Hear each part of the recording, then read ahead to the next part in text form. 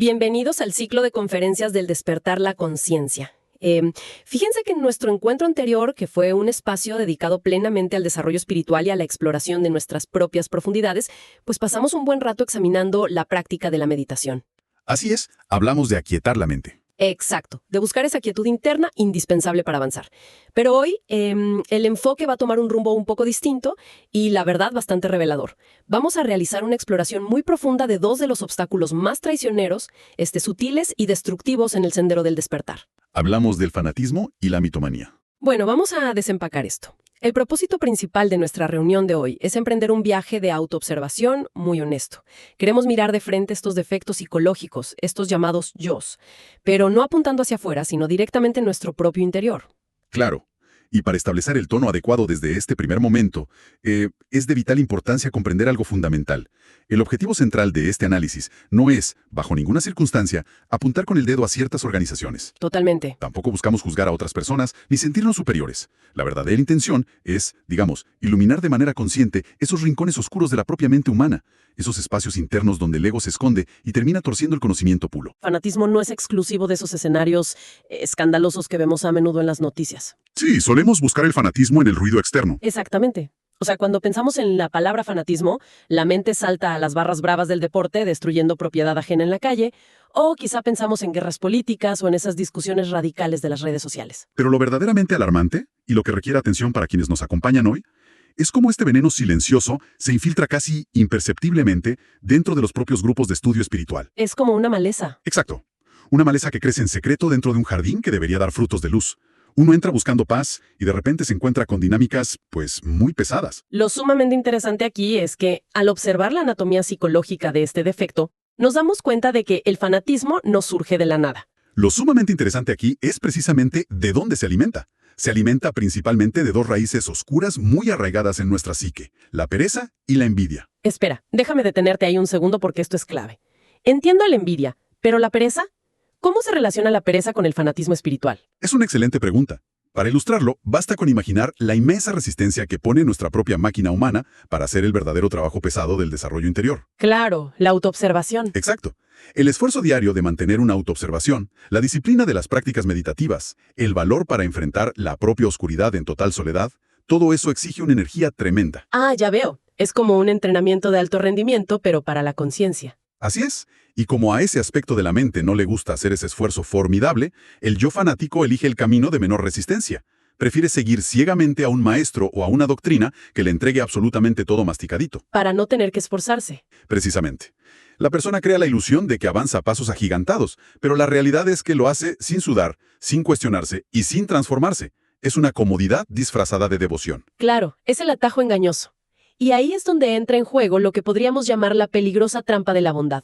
Es un autoengaño muy resbaladizo. Totalmente resbaladizo. Este defecto del fanatismo nos susurra al oído que por el simple hecho de llevar años acumulando información o asistiendo a los grupos de estudio, ya somos inherentemente buenos. Nos convence de que somos justos. Y en los peores escenarios, hace creer a la mente que ya se ha ganado la salvación frente a cualquier sufrimiento. Y esa ilusión mental inevitablemente lleva a la comparación. Nos hace mirar a los demás por encima del hombro. Empezamos a medir el progreso ajeno basándonos en nuestras propias reglas inventadas. Asumiendo una superioridad moral que en realidad está vacía. Exacto. Y es importante recordar que la comparación en este camino es completamente inútil. Nuestro único enemigo real habita en nuestro propio interior. Y esa actitud de falsa superioridad tiene que causar estragos cuando varias personas así se juntan en un mismo grupo. Imaginemos un espacio que debería ser de apoyo mutuo llenándose de estas comparaciones. Causa un daño profundo. Genera lo que podríamos describir como una total entropía dentro de las comunidades. Me encanta esa palabra, entropía. Pero para que todos estemos en la misma página, ¿a qué nos referimos exactamente con entropía en este contexto? En términos sencillos, la entropía es la tendencia natural hacia el desorden y el caos. Cuando estas actitudes de superioridad entran en juego, movidas por esa envidia venenosa disfrazada de celo religioso, comienzan a crear un ambiente denso. Surgen los chismes de pasillo. Así es.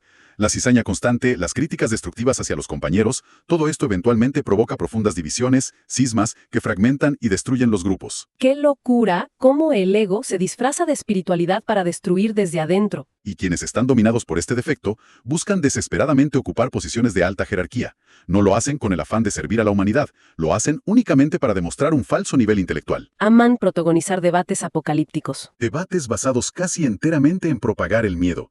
Y si prestamos atención, notaremos que simplemente repiten mecánicamente los mismos argumentos de memoria sin aportar ninguna comprensión nacida de la experiencia directa. Aquí es donde se pone realmente interesante, porque ese fanatismo extremo que acabamos de describir, esa necesidad casi patológica de superioridad y de ganar debates, es el escenario perfecto para el nacimiento de nuestro segundo gran obstáculo de hoy. La mitomanía. Exacto.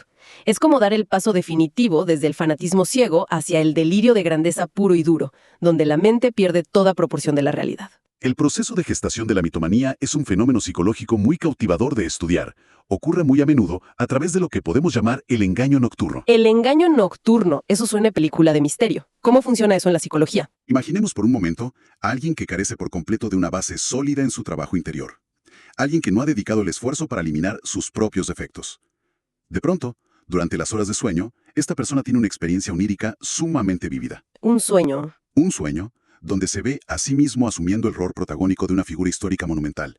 Se visualiza como Buda, como Jesús, como Abraham o cualquier figura de inmensa reverencia. O sea, un simple sueño, producto tal vez de lo que se no detona todo. Exacto. Debido a una baja autoestima en su vida diaria y a una necesidad desesperada de aceptación, la mente fabrica este escenario para consolarse. El gran problema surge al despertar. Claro, en lugar de decir vaya sueño tan raro, se lo toman al pie de la letra. Precisamente. En lugar de someter esa experiencia al análisis crítico, la mente interpreta ese sueño de manera literal. La persona se levanta creyendo que es la reencarnación viva de un ser iluminado. Y a partir de ese momento exige que todos sigan fielmente sus supuestas enseñanzas. Y se sometan a su voluntad. Es un contraste abrumador y muy triste cuando comparamos ese delirio de grandeza con la realidad que vemos hoy en las redes sociales. Basta con abrir cualquier plataforma y el Internet está saturado de estos supuestos maestros. Personas movidas enteramente por la mitomanía. Que viven exclusivamente de la validación virtual, de los me gusta.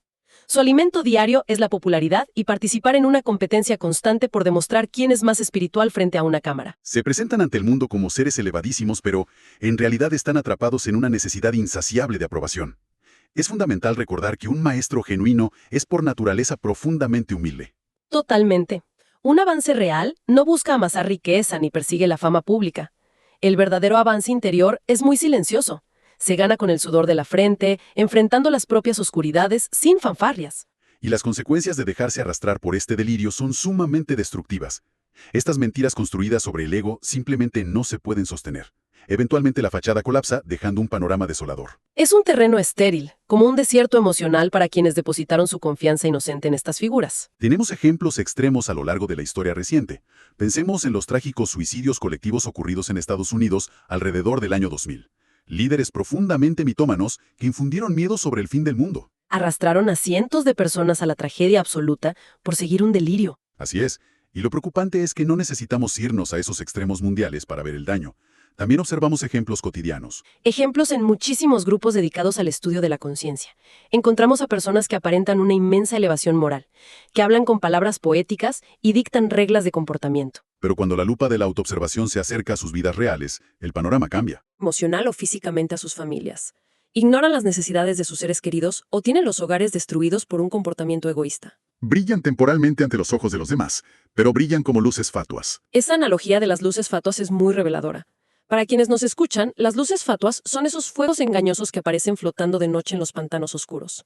A lo lejos parecen una luz que te guía. Pero en realidad son puras ilusiones que desorientan y guían a los viajeros hacia el lodo profundo. Así actúan estos falsos guías. Ante un panorama tan complejo, la gran pregunta que surge en todo este proceso es ¿cómo logramos desmantelar efectivamente estos errores? ¿Cómo se evita caer en estas redes de la propia mente? Es una pregunta esencial, porque la mente es experta en justificarse para evitar el esfuerzo. Después de ver cómo la pereza engendra fanatismo y los sueños no procesados engendran mitomanía, ¿cuál es el antídoto contra nuestra propia ceguera? Si conectamos esto con el panorama general de lo que realmente significa el desarrollo interno, encontramos que la única solución verdaderamente efectiva radica en la aplicación práctica de los 3 factores de la revolución de la conciencia. Los 3 factores. Desmenucemos esto de forma muy clara y sencilla para nuestra audiencia. No basta con acumular teoría. Así es. Primero es fundamental el factor de morir. Y es crucial aclarar que esto no se refiere al final del cuerpo físico. Significa la eliminación consciente y progresiva de nuestros propios defectos psicológicos. Es desintegrar esos yoes específicos que mencionábamos, esas voces internas que alimentan el orgullo, la envidia y la pereza. Correcto. Segundo, está el factor de nacer.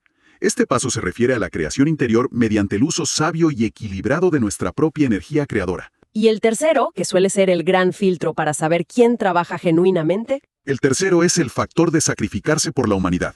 Esto implica entregar asistencia y luz a otros seres humanos de manera completamente desinteresada. Tiene que ser movido por el amor puro, sin esperar aplausos, ni donaciones económicas, ni reconocimientos. Y algo vital es que aplicar esos tres factores requiere una comprobación directa.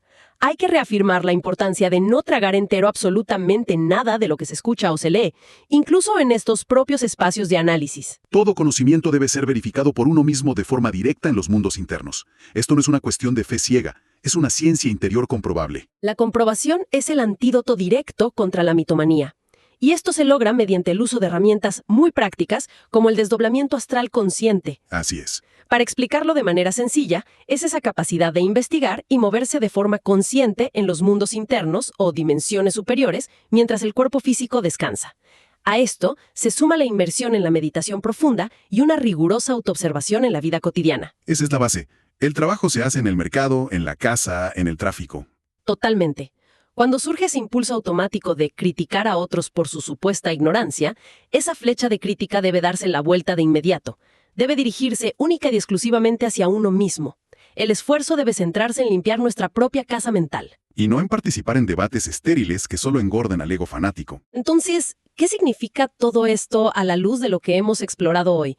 Significa, en esencia, que tanto el fanatismo que divide a los grupos como la mitomanía que engaña vidas no son más que ilusiones fabricadas por nuestra propia mente. Están impulsadas primordialmente por la enorme pereza de no querer realizar una transformación legítima y por un ego insaciable. El verdadero avance no se da de la noche a la mañana tras un sueño fantasioso. Requiere un trabajo ininterrumpido, una seriedad inquebrantable frente a nuestras propias sombras y cultivar una profunda pureza de corazón. Precisamente por ello, queremos extender una sincera invitación a todas las personas que dedican su valiosa energía a este camino. Por favor, lleven este conocimiento directo a la acción práctica. No permitan que se quede solo como una teoría intelectual. Investiguen por sí mismos de manera diligente quiénes fueron en sus existencias pasadas. Utilizando las herramientas legítimas del trabajo interior, es perfectamente posible comprobar la propia realidad interna de primera mano. Es vital verificar la verdad en los mundos superiores, en lugar de depositar fe en fantasías de la mente o en los innumerables falsos profetas. Y también invitamos cálidamente a nuestra audiencia a darle me gusta a este material si sienten que ha aportado claridad. Les animamos a seguir nuestras redes sociales para mantenerse en sintonía y a compartir activamente este contenido. Creemos firmemente que esta información puede resultar de inmensa utilidad para otras personas que también están transitando su camino espiritual. Y recuerden que siempre dejamos a su entera disposición el espacio en el chat, así como la posibilidad de coordinar videollamadas directas para quienes busquen aclarar dudas muy específicas sobre sus prácticas. No duden en acercarse. Esto plantea una pregunta importante. Si observamos a esa figura o líder espiritual que más admiramos en este momento, ¿está su guía fomentando nuestra libertad y trabajo interno? ¿O simplemente está alimentando en secreto nuestro propio fanatismo cómodo? Una reflexión crucial e indispensable para llevarnos a la almohada esta noche y meditar a solas. A quienes nos acompañaron, muchas gracias por su tiempo. Que tengan unas muy buenas noches y un excelente trabajo de autoobservación. Hasta nuestro próximo encuentro.